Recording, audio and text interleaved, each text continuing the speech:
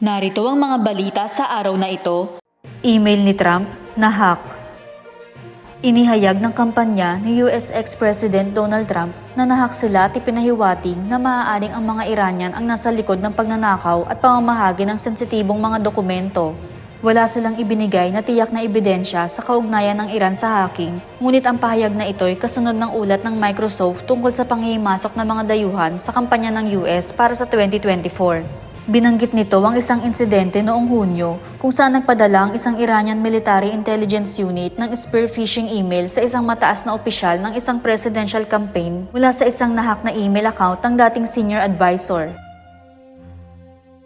Gayunman, bilang tugon sa ulat ng Microsoft, itinanggi ng Iran's United Nations mission na may plano silang makialam o magsagawa ng cyber attack sa US presidential election.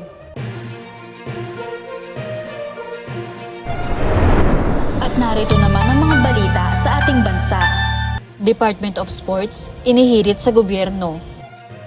Nanawagan ng isang sports analyst nitong linggo sa pamahalaan na bumuo ng Department of Sports upang matugunan ang sinasabing magulong kalagayan ng mga ahensyang kadikit ng sports sa Pinas.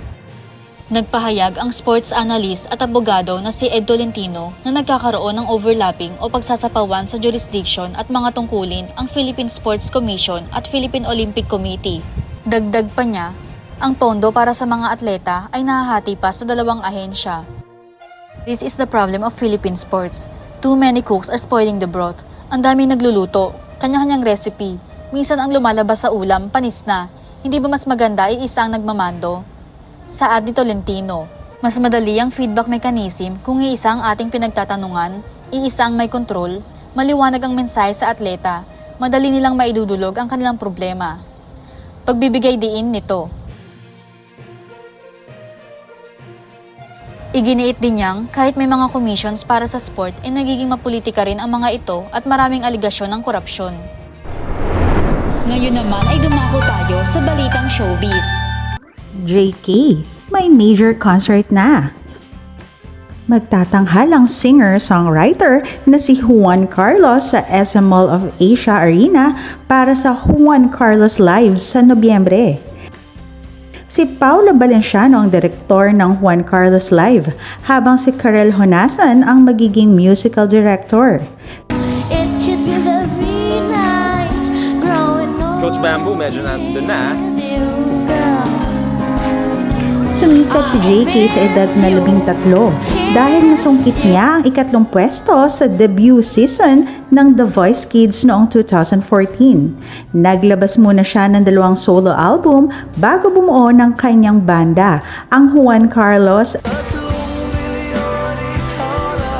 Ang pinakabago niyang single na Ere ay nakapagtala ng kasaysayan bilang kauna-unahang Pinoy music na umabot sa Spotify's Global Chart sa number 177 na may higit sa 1.22 million streams sa loob ng 24 oras at kalaunan ay umakyat sa number 87.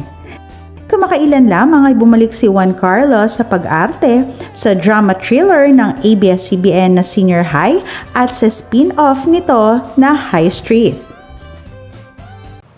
Ako si Jenny Rose Albason, nag-uulat.